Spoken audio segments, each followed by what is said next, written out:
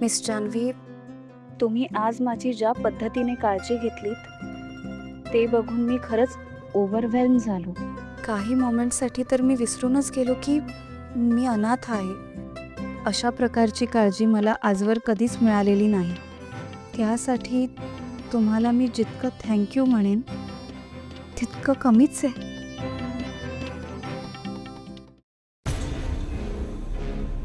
विश्वाचा तुमच्यावर खूप प्रेम आहे. विश्वाच्या मनात माझ्याबद्दल असं काहीतरी असेल असं मला कधीच वाटलं नव्हतं. म्हणजे मी त्याला माझा बेस्ट फ्रेंड समजत होते, पण त्याच्या मनात माझ्याबद्दल काहीतरी वेगळेच इंटेन्शन्स होते. मिस्टर कानेटकरांना सुद्धा किती त्रास झाला त्याच्यामुळे. ते बिचारे किती समजूतदार आहेत. एवढं सगळं होऊनही त्यांनी मलाच थँक्यू असा मेसेज पाठवलाय. खरंच ग्रेट आहे हा माणूस. किती काळजी करतात हे माझी. म्हणजे त्यांच्या आयुष्यात एवढा लोनलीनेस आहे, पण तरी त्यांच्याकडे बघून ही गोष्ट अजिबात जाणवत नाही.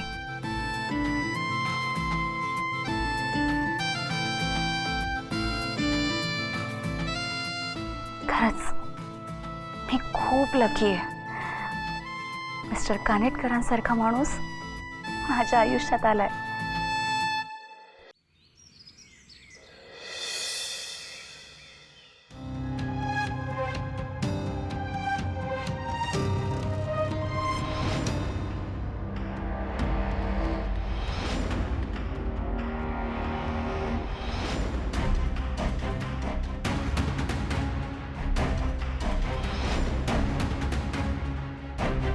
मिस्टर कानेटकर, तुम्ही? मला वाटलं इट्स ओके. काय झालं? तुम्हाला माझ्याशी काही बोलायचं आहे का? ते नाही म्हणजे तुम्ही सारखं माझ्या केबिनकडे बघत होता. आय थॉट तुम्हाला माझ्याशी काहीतरी बोलायचं असं. प्लीज कम.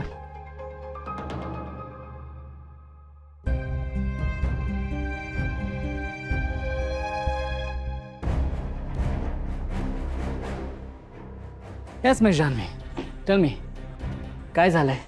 ते मिस्टर कानेटकर, एक सेकंड. आय एम सॉरी मी तुम्हाला इंटरप्ट करतोय, but I must tell you, काल तुम्ही माझी इतकी काळजी घेतली त्यामुळे खरंच मला बरं वाटतंय. इनफॅक्ट मला फक्त तुमच्याचमुळे बरं वाटतं. So thank you so much. It's my pleasure mister Kanetkar. पण प्लीज तुम्ही असं थँक्यू नका ना म्हणू. All right, shoot. काय बोलायचं होतं तुम्हाला? मिस्टर कानेटकर, मला सांगा, मी याआधी कधी तुमच्या घरी येऊन गेले आहे का?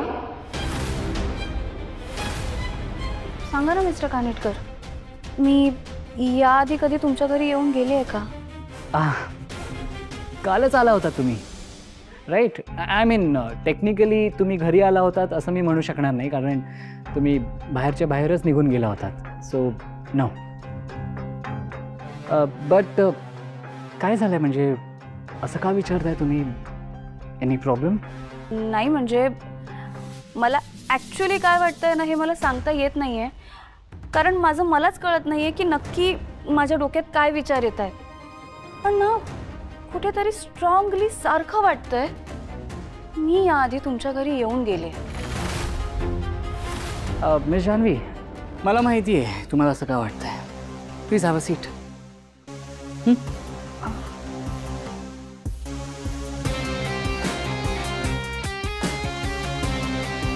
मिस जान्हवी, कधी कधी मलाही असं फील होतं की एखादी गोष्ट याआधीसुद्धा घडली आहे, आणि मे बी तुमच्या या फिलिंगबद्दल दोन कारणं असू शकतात. काय? पहिलं कारण म्हणजे एखादी गोष्ट घडावी असं आपल्याला खूपदा वाटून गेलेलं असतं, आणि जेव्हा ती गोष्ट प्रत्यक्षात घडते ना, तेव्हा आपण म्हणतो अरे हे तर आपल्यासोबत ऑलरेडी घडलेलं आहे.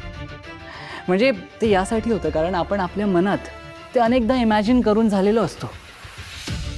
यु नो, आपल्या डोक्यात त्याबद्दल असंख्य नोशन्स तयार झालेले असतात. असं कसं? मी तर याआधी असा विचार कधी केलाच नाही आहे. एकदाही नाही?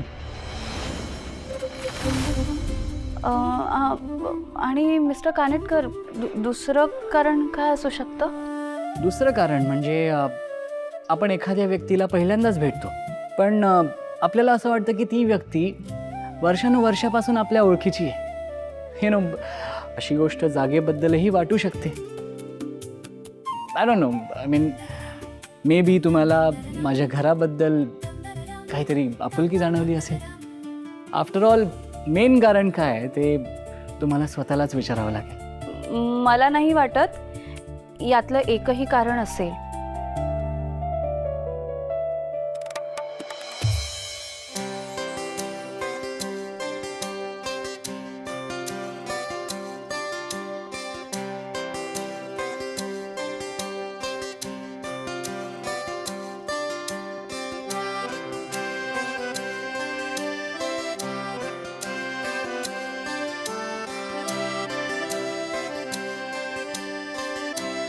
मला असं वाटतंय की तुम्हाला सगळ्या गोष्टी एक्झॅक्टली माहिती आहेत.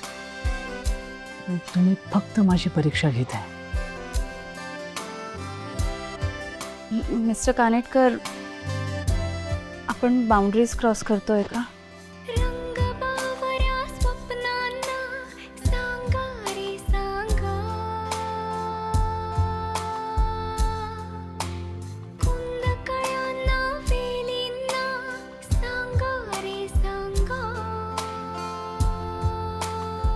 केल्यात तर काय होईल?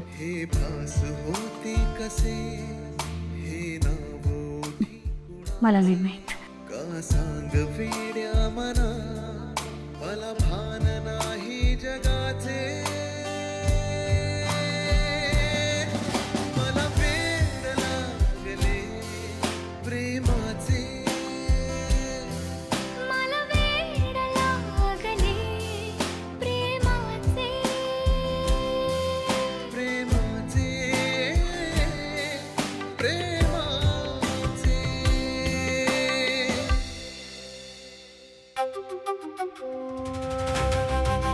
वा निलांबरी वा, सध्या घरामध्ये जो जलवा दाखवताय ना त्याबद्दल तुमचं किती कौतुक करावं ते कमीच आहे. काल तुमच्या हातात गेम निष्ठत असताना इतक्या शिताफीने तो सावरला आणि स्वतःचा बचाव केला. त्यासाठी तर खरं तुम्हाला एक ट्रॉफीच मिळायला पाहिजे.